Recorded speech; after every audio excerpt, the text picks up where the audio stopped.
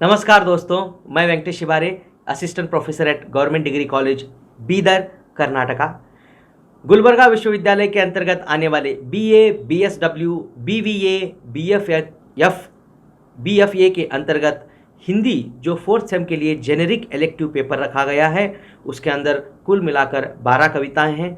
तो आज हम एक कविता देख रहे हैं जिसका शीर्षक है लुहार। उसका दूसरा भाग है लुहार कविता का दूसरा भाग, जिसके रचनाकार कवि है अशोक वाजपेयी जी। तो कविता इस प्रकार है, चलिए प्रारंभ करते हैं। भाग 2। इसके अंदर आने वाले प्रमुख शब्द इस प्रकार है रफू, रफू कर देना या रफू। रफू फटे कपड़े को क्या करते हैं, सीना इसे रफू करना।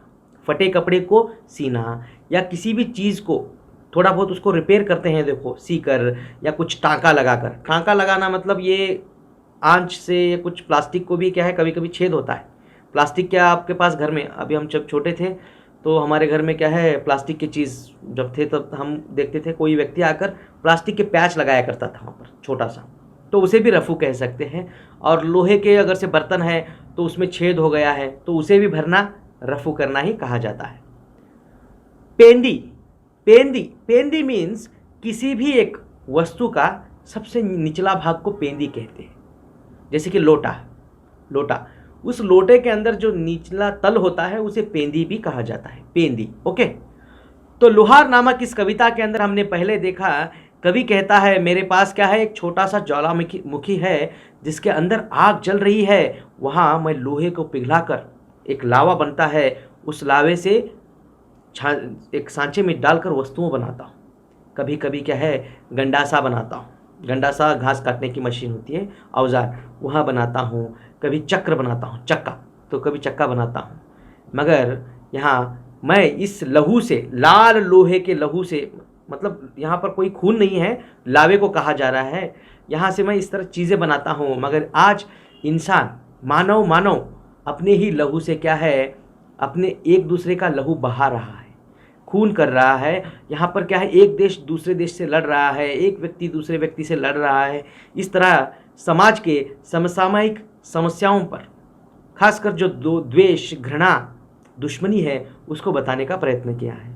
उसी के अंदर आगे देखिए, दूसरा है, क्या लिखते हैं, मैं तो कभी कढ़ाई रफू कर देता हूँ, कभी तेजी से सब्जी काटने वाला चाकू को हत्थे में लगा देता हूँ, कभी बाल्टी की पेंदी में हो गए छेद को बंद कर देता हूँ। मुझे पता है कि लोहा या लकड़ी, जैसा कि उसके परिवार के लोग, आंगन की चिड़िया, बर्तन, खिड़की और दरवाजे, बिस्तर और लगता है कोई, धरती, आकाश, आग, हवा, पानी को ही कहाँ पुकारते हैं। हो सकता है कि इस सदी के खत्म होने के पहले ही मेरी भट्टी बुझ जाए। कभी कहते हैं मैं क्या करता हूँ, कभी कढ़ाई, खाना पकाने वाली जो कढ़ाई होती है, कढ़ाई को रफू कर देता हूँ। रफू करना, वहाँ कहाँ पे अगर से छेद है तो उस छेद को मैं लोहे से ही भर देता हूँ। कभी तेजी से सब्जी काटने वाले चाकू को हत्थे में लगा देता हूँ। हत्थे में लगा देना मतलब वो एक जो आग जल रही है उसमें रख देना, उसके आग के मुंह में रख देना, इसे हत्थे में लगा देना, जिससे सब्जी काटने वाली जो चाकू है, वह तेज हो जाती है, उसमें धार आ जाता है। कभी बाल्टी की पेंदी में हो गए छेद को बंद कर देता हूँ। बाल्टी, नहाने वाली जो बाल्टी होती है, उसके अंदर जो पेंदी, अंदर पेंदी मतलब नीचे तल का जो भाग है, उसके अंदर भी जो छेद है उसे बंद कर देता हूँ। मुझे पता है कि लोहा या लकड़ी, जैसा कि उसके परिवार के लोग, लोहा हो या लकड़ी हो, जैसे कि उसके परिवार के लोग, आंगन की चिड़िया, बर्तन, खिड़की और दरवाजे, बिस्तर और लगता है कोई, धरती, आकाश, आग, हवा, पानी को ही कहाँ पुकारता है।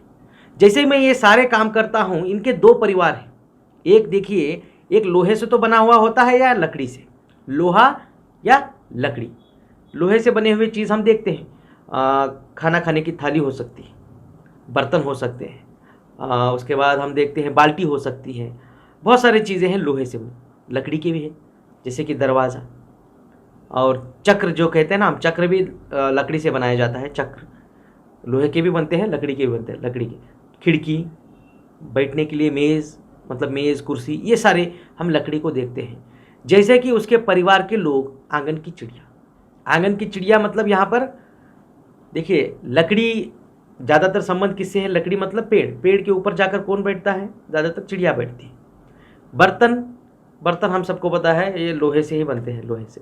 खिड़की, खिड़की देखते हैं लोहा भी सरा के उसके अंदर लोहे के होते हैं, मगर वो बनता है लकड़ी से। दरवाजे, ये सब बात किया हमने।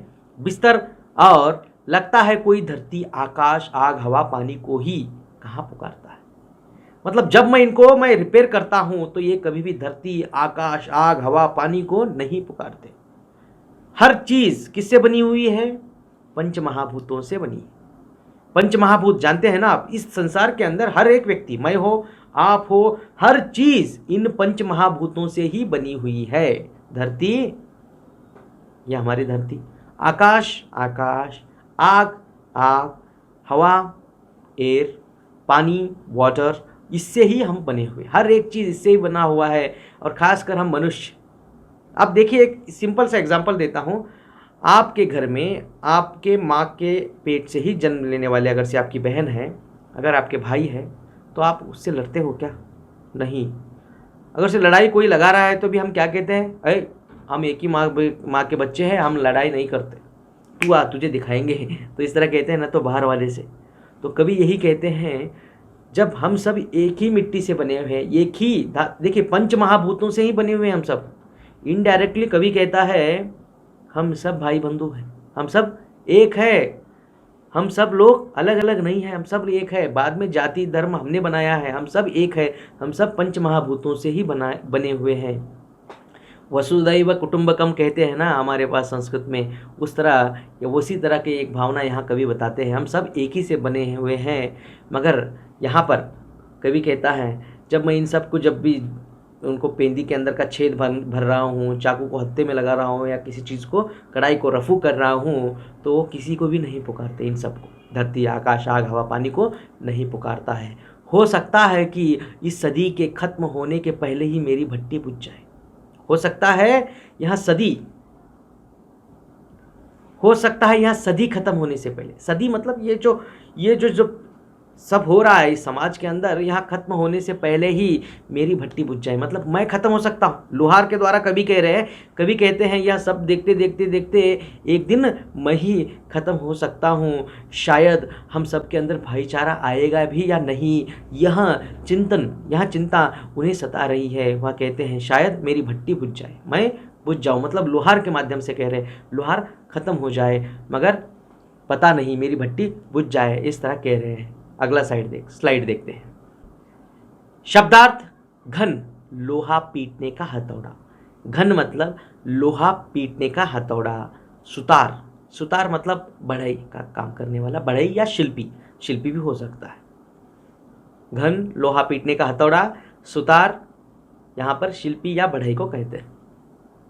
और उसके साथ लोहे का अपने ही सच में तप कर अपने सपने में बदलना भी। देखिए यहां पर कवि क्या कह रहे थे, पहले पूरा पढ़ लेता हूं। पर जितनी मोहलत है, जो भी समय बचा है, उसमें मैं फिर अपना घन उठाता हूं और फिर इस सदी के एक कठोर सच को पीट पीट कर एक नए सपने में ढालता हूं।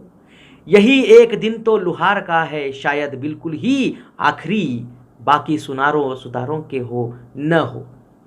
देखिए पहले कवि क्या कह रहा था, मैं क्या कर रहा हूँ यहाँ पर इस पूरे भट्टी के अंदर लोहा पिघला कर इससे क्या है ये चीज़ें बना रहा हूँ। उसके बाद कुछ एक बाल्टी के जो पेंदी है उसको रफू कर रहा हूँ, कढ़ाई को रफू कर रहा हूँ, छेद भर रहा हूँ। तो ये सब बता रहे थे।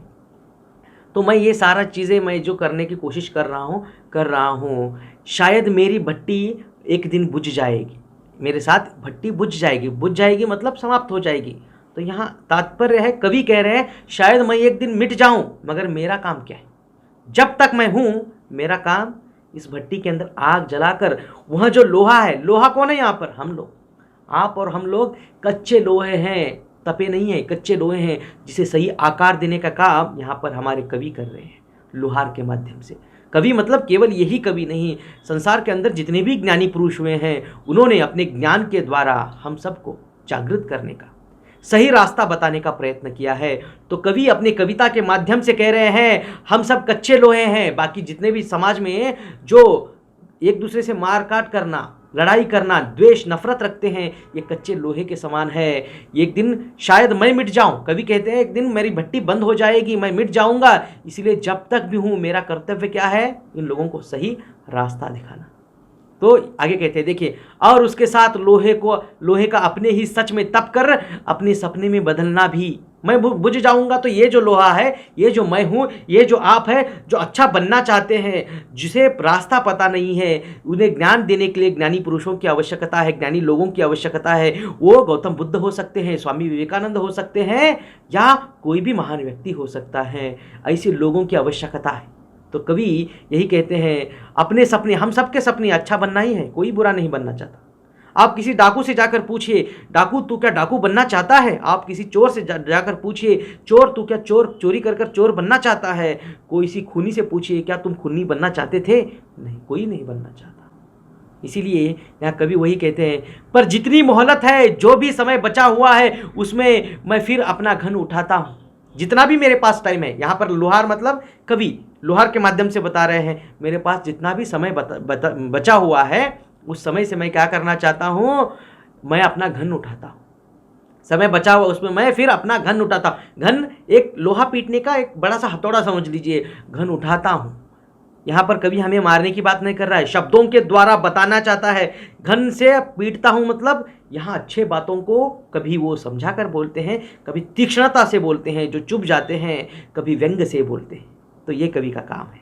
तो मैं फिर अपना घन उठाता हूँ और फिर इस सदी के एक कठोर सच को पीट पीट कर एक नए सपने में ढालता हूँ। इस सदी के अंदर जो इस समस्या है, जो भाईचारे का समस्या हो, जो यहाँ पर दया, करुणा, संवेदनशीलता की जो हीनता हो गई है, कमी हो गई है, उसकी जो समस्या है, यहाँ जो प्रेम नहीं दिख रहा है, उसको बढ़ाने के लिए ये जो समस्या है, इसको पीट पीट कर मिटाने की एक नई कोशिश, एक नए सपने में ढालने की, एक नया तरह से तैयार करने की कोशिश करता हूँ। यही एक दिन तो लोहार का है, यही ये काम करने का ही तो एक कवि का काम है, एक लोहार का काम है। यही एक दिन तो लोहार का है। मतलब कवि अपने जीवन में जितनी भी रचनाएं उसने की है, इस समाज के अंदर लोगों को बताने के लिए, समझाने के लिए, वह पूर्ण रूप से एक ही दिन में काउंट कर रहा है। तो यही एक दिन लोहार का होता है, बाकी शायद बिल्कुल ही आखिरी, और यही आखिरी दिन है। देखिए, छोटे रहे जब तो बचपना गुजर गया, फिर थोड़े बीच में जवानी आ गई, तभी थोड़ा बहुत ज्ञान आ गया। फिर उसके बाद कवि ने रचनाएं प्रारंभ की कि सही चीज़ क्या है और गलत क्या चीज़ है, यह बताने का ही एक काम होता है साहित्यकार का। और साहित्यकार रचनाएं करता है, कविता के माध्यम से कुछ बताना चाहता है, तो कभी कहानी के माध्यम से, कभी उपन्यास की रचना करता है, तो कभी यात्रा के बारे में। हर एक तरह से वहाँ हमें केवल और केवल ज्ञान, समझदारी ही बांटते रहता है। तो शायद बिल्कुल ही यही आखिरी दिन होता है कवि का, यही कर्म होता है कवि का यहाँ लोहार का। इस तरह कहकर अपने आप को लोहार के रूप में यहाँ पर बताते हुए, बाकी सुनारो सुतारंग के हो न हो, बाकी सुनारो सुतारों को, बाकी लोग पैसे कमाने वाले सुनार लोग, केवल पैसे कमाना उनका एक ही होता है, उन्हें कुछ ज़्यादा फर्क नहीं गिरता कि समाज किस तरफ जा रहा है क्या नहीं, ये तो कवि का कर्म है। तो बाकी सुनारों सुतारों के हो ना हो दिन मुझे पता नहीं है, हमारा सिर्फ एक ही दिन होता है, मतलब एक ही दिन, मतलब एक ही कर्म, जो जीवन पूर्ति जब से इन्हें पता चला है, ज्ञान मिला है, जब से यहाँ कविताएं, साहित्यकार जो भी रचना कर रहा है, उनका एक ही दिन होता है। वह दिन समाज सुधार, ज्ञान को बांटना, नॉलेज बांटना, यहाँ उनका काम होता है। यहाँ कहते हुए कवि यहीं पर कविता समाप्त करते हैं।